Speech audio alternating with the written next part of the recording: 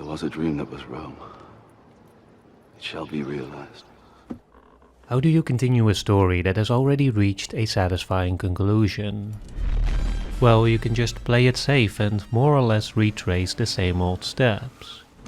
Or you can try to expand into new territories, add some kind of twist or complication to the original concept that makes it feel fresh and exciting again. But the problem with Gladiator 2 is that it tries to do both at the same time.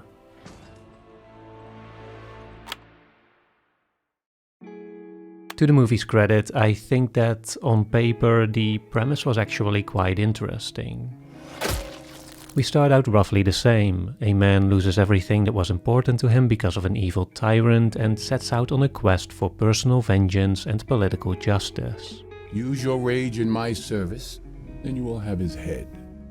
But unlike the first movie, where Maximus resolving his own vendetta was perfectly aligned with the redemption of Rome as a whole, in Gladiator 2 it is quickly revealed that these two elements do not go hand in hand here, but actually come at the cost of each other. For while Lucius hunts Acacius, we soon learn that the Roman general is actually also more like Maximus, struggling to free Rome from the true evil that infects it.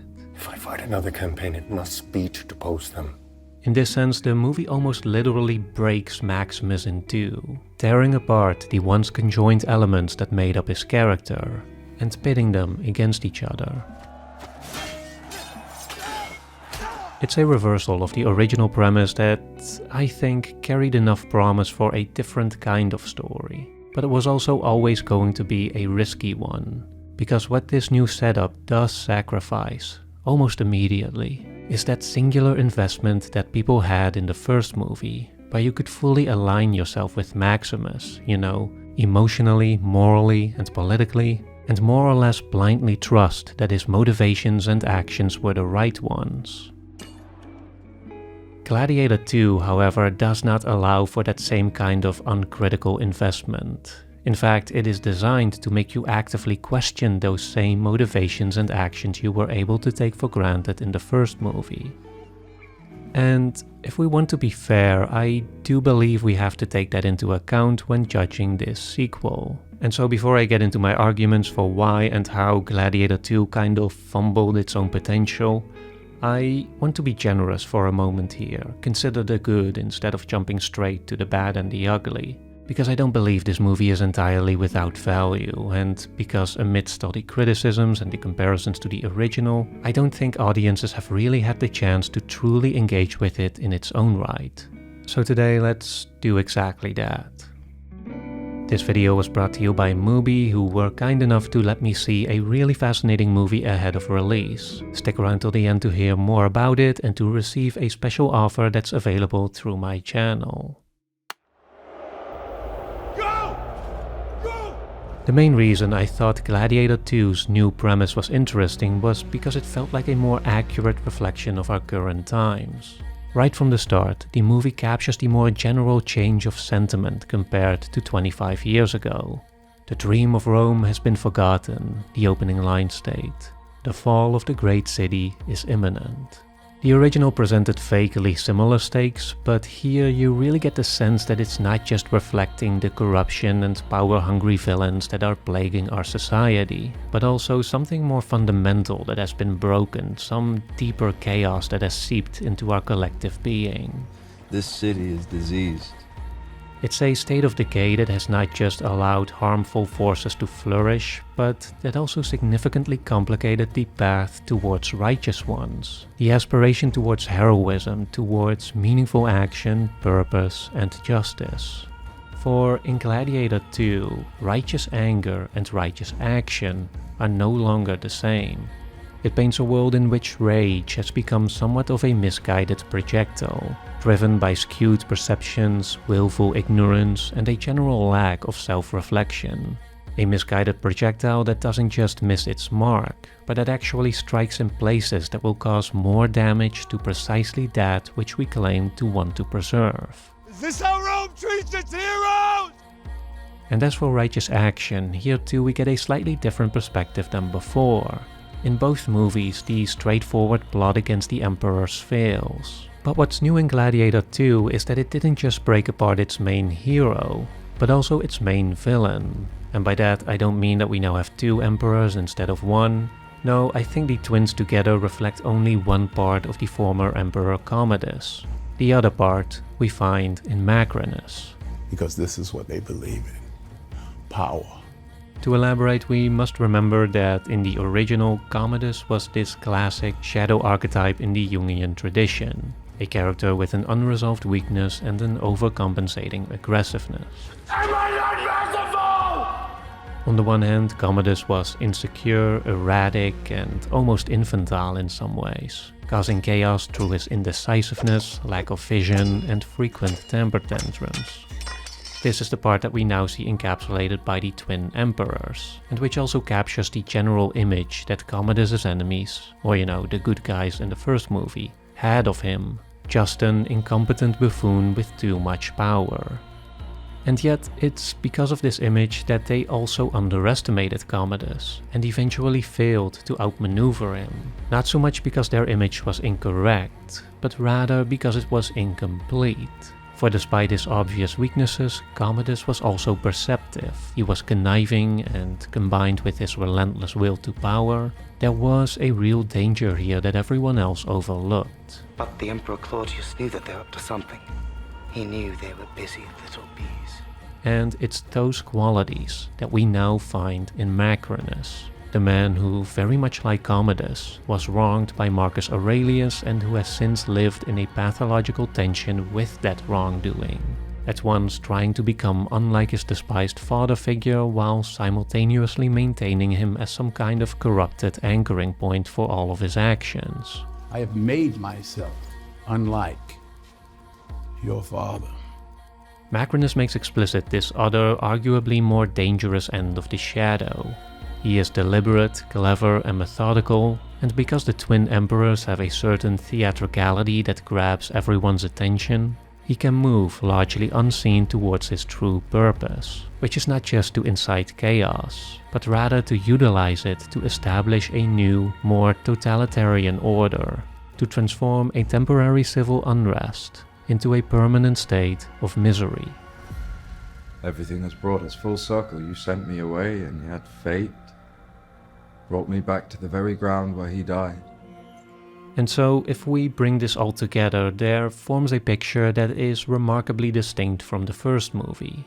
I'd say Gladiator 2 is a story about recollecting ourselves on the precipice of a grand societal collapse. It's about realigning rage and action, emotion and reason. It's a plea to stop blindly lashing out at the world, to instead rediscover a true purpose, a true focus on that which will actually serve the greater good, and a true clarity regarding the real nature of the villainy that has been harming society. To not be distracted by the obvious elements of its facade, to not become caught up in the whirlwind of chaos and noise, but to see the full shadow and take a stand against it. Again, on paper all this sounds pretty good, right? Maybe not for another timeless classic, but solid enough for a different Gladiator story for a darker time. Unfortunately, however, while the sequel had the, in my opinion, right ingredients to walk a new path and be something different, it also wants to follow in Maximus's footprints, retrace the same comfortable steps and general through line of the first movie. And for me, this is where the main friction arises. This is where I think Gladiator 2 hurt itself the most, in that attempt to force a different story into the same mold.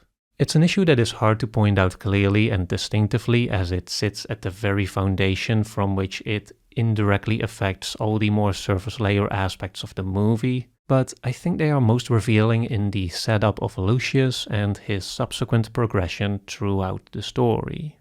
Killer! Alexander!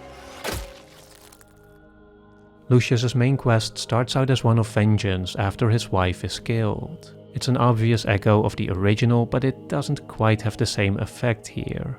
For one, whereas Maximus's family was viciously slain in his home in a clear act of cruelty and injustice, Lucius's wife is just a quote-unquote regular casualty of war. A tragic loss for sure, but not exactly cause for that same kind of fixated fury that Maximus felt towards Commodus. And I will have my vengeance, in this life or the next. And more importantly, by the time this inciting event occurs, Gladiator 2 hasn't yet established its main character in the same way that the first movie had. In the original, Maximus is clearly defined within a matter of minutes. A respected general, a capable warrior, and a man of conscience and virtue. In Gladiator 2, however, we get a much more modeled introduction. We meet Lucius as Hanno, a somewhat grumpy farmer, a husband, and a warrior ready to protect his adopted homeland. Standing somewhat anonymously in the background as their leader prepares for the fight that is coming their way, it is suggested that, unlike Maximus, Hanno is merely a soldier. Yet, moments later, he also gets to give his own little battle speech, as if to demonstrate that he too has some leadership qualities. Stay together and listen for my command. Which is a bit confusing in its own right, but I think the real problem here is that we don't see the other soldiers reacting to him. They're not giving us any information on how we are supposed to feel about Hanno. I mean, compare this to how Maximus moves among his men. It's just this one shot really, but it immediately conveys a clear reputation. It gives us clear character info. But with Hanno, we're mostly left guessing as to what exactly his social standing is here. How does he fit into this group? And what does that say about the nature of his character? It's all just rather vague and nondescript.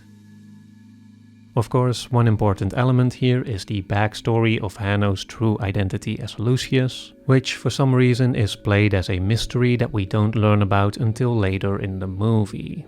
This was honestly just a baffling decision to me. It was just so obvious from the start and it doesn't feel like it serves a real narrative purpose. Like, Lucius's identity is a revelation for other characters in the story, but it's not exactly a wow moment for the audience.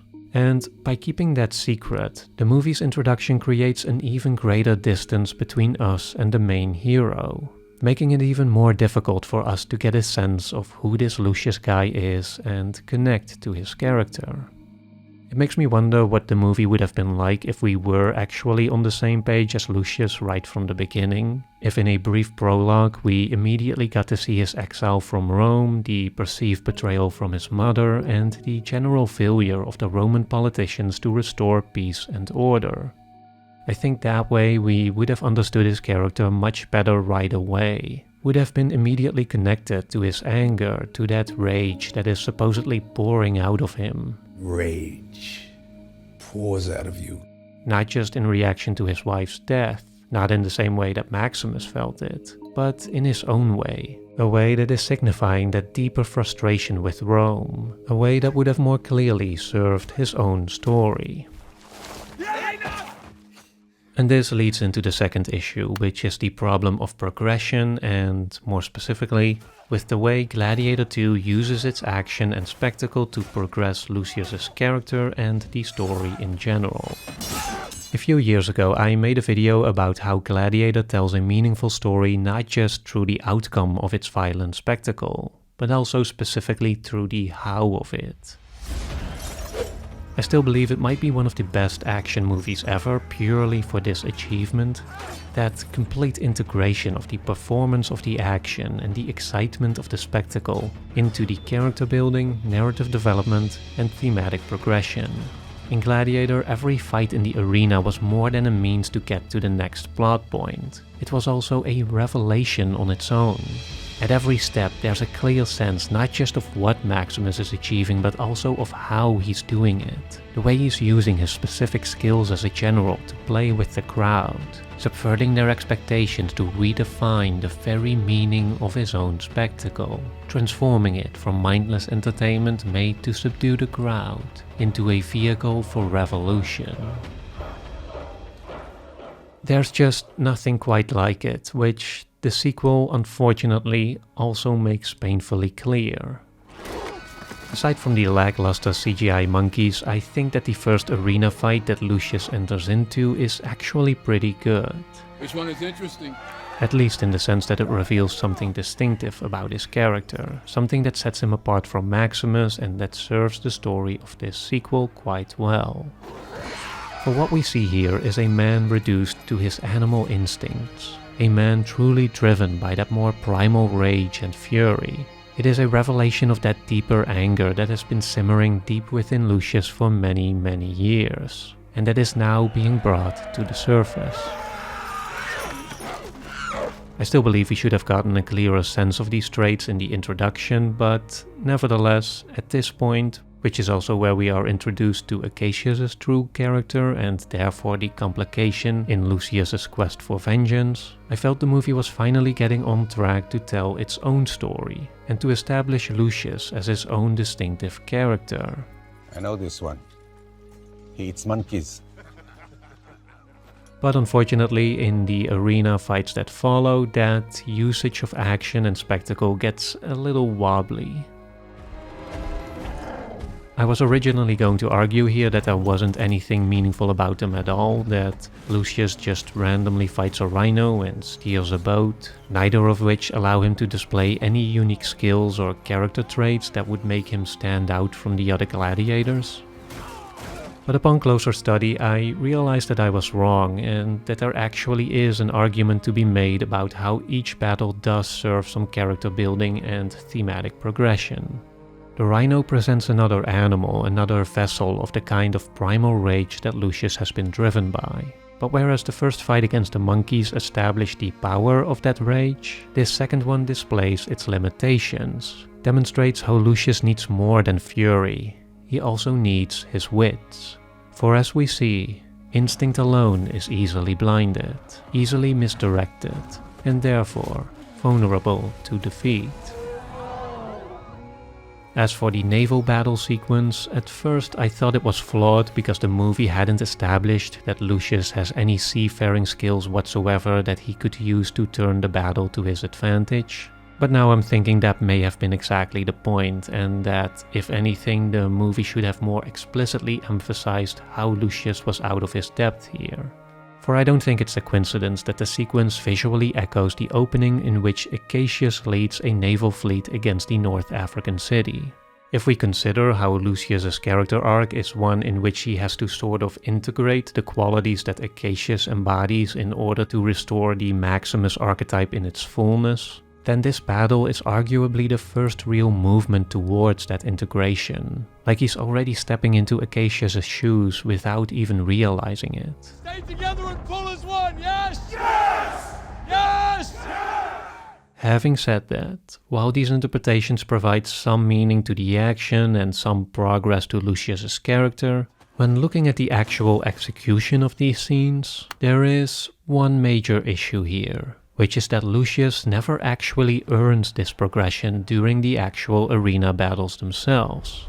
Instead, it's already given to him beforehand. Hold together and when the charges break for the wall. Why should I? Before the rhino fight begins, Lucius right away commands the others to be strategic, and it's actually another guy who dismisses that and who gets to learn the main lesson of that fight the hard way.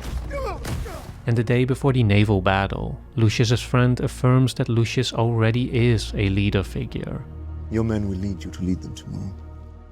But based on what exactly? He fought the rhino and the gladiator on top of it, for which he no doubt earned some street credit. But was that enough for him to immediately become the main guy everyone looks to for leadership? Was that enough for him to already command that undying loyalty in his fellow men in the same way that Maximus did? It's about survival! Survive! In short, it feels like the writing is basically treating Lucius like he already is Maximus. Like he already is smarter and more capable than everyone else. You know, like Maximus was.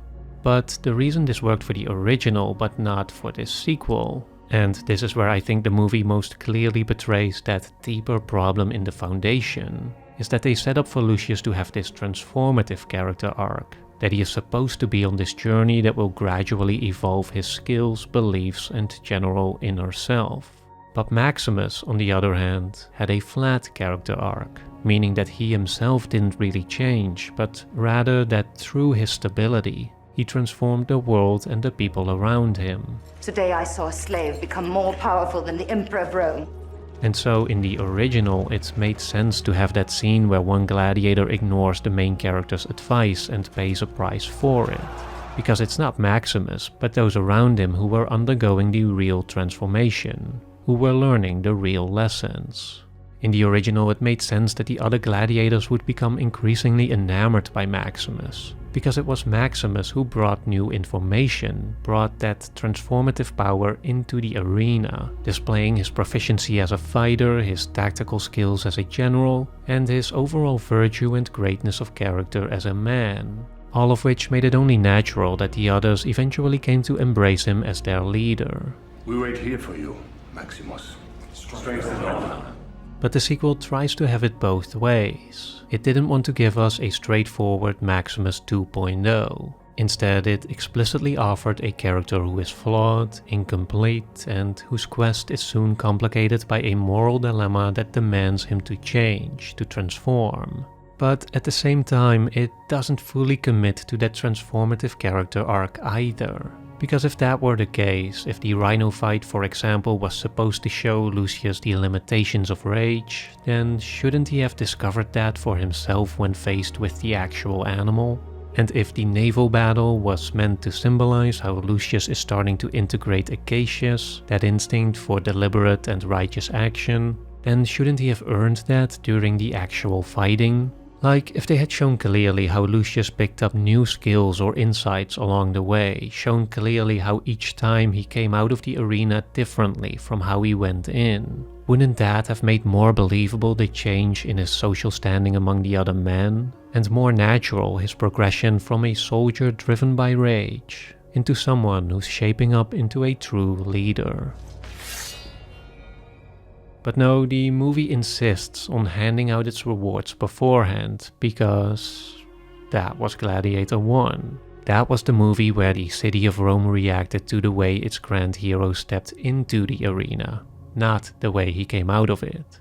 And this is the great paradox of the sequel, that Lucius must be transformed by the world, but that world is also waiting to react to him. It's a contradictory cycle in which Lucius doesn't bring with him a strong enough force to transform the world around him and can't become one because he never receives any real transformative lessons from it. Yet, at the same time, the world still responds to him as if he has, still reacts like something has changed, which in turn feels off because, again, Lucius doesn't bring with him a strong enough force to set that transformation in motion, and you see how this just keeps going, right? It makes for a story that skips itself forward while never feeling truly organic, making just enough sense to have the appearance of cohesion, but nevertheless invoking that deeper feeling that something is wrong, that nothing is evolving as it should be, not within the arena but also beyond it, where Lucius is also too uninvolved to, for example, make his almost instantaneous 180 with regards to Acacius feel natural, or similarly, to make it feel logical that he would suddenly set his sights on Macrinus next. But I will see your end. In both cases, he barely had any information that would set in motion such turning points, and yet the movie acts like he did. In the latter case especially, Lucius quite literally has no idea what Macrinus has been up to aside from honoring their deal. We had a bargain. And so while he may have figured out that Macrinus is a bad egg who he doesn't want to associate with any longer, him saying that he's going to kill him next, which by the way feels like a shot that was added in later with a reshoot, doesn't really make sense. It's the movie once more taking a narrative shortcut and just skipping ahead hoping we won't notice. But the thing is, even if you don't mind it once or twice, inevitably all those little inconsistencies begin to stack up, all those shortcuts become harder to ignore, and that feeling that something is off, that something is wrong deep within the foundation of the story, just becomes progressively worse, until eventually accumulating into an ending that casts backwards a painful shadow not just over itself, but also over the original. My grandfather Marcus Aurelius talked of the dream that would be Rome, a dream that my father, Maximus Decimus Meridius, died for. When all is said and done, it may seem like we're once again in the same place where we were at the end of the first movie. Tyranny has been expelled, and the dream of Rome can be realized again. And yet, I can't help but feel like we're actually somewhere worse. Not just because Gladiator 2 doesn't really earn its ending like Maximus did, but also because in its attempt to even do so, it had to destroy something about the original. It had to tear away at Maximus's initial victory for its own conflict to emerge. Which didn't necessarily have to be a problem, like if it said that after the first movie there was peace and order for a while, but that over time people started to forget and once again began taking for granted the Rome that was given to them by Maximus's grace, which in turn made them vulnerable to the evils that now control the city. You know, something along those lines. Then I think it would have been fine, or at least better than what we got now, which is the suggestion that the moment the original cut to credits, everything immediately turned to shit. Because what this really communicates is that Maximus's victory, Maximus's sacrifice, basically meant nothing. And this to me is the cardinal sin, the absolute essence of the contradiction in Gladiator 2's foundation. It's the way the act of repetition diminishes the fundamental meaning of victory itself, diminishes the idea that a heroic triumph can actually have long-lasting consequences. You know, if the great and noble Maximus couldn't establish the dream of Rome, then why should Lucius be able to do it now? What really is different this time around? It signifies a deeper issue in our era of legacy sequels and its perpetual continuations of beloved stories, especially with those that can't seem to decide what they want to be, can't commit to being either a clean and complete reboot, or a true expansion, a true progression of what came before, and therefore end up in a kind of storytelling limbo, repeating themselves over and over without truly moving forward, always looking ahead without truly letting go of the past. It's a deeply paradoxical state that conflates nostalgic love with a kind of desecration that quietly erases the legacies of our beloved heroes, only to kneel down before them in heartwarming emotion, to call upon them one more time. Speak to me, Father.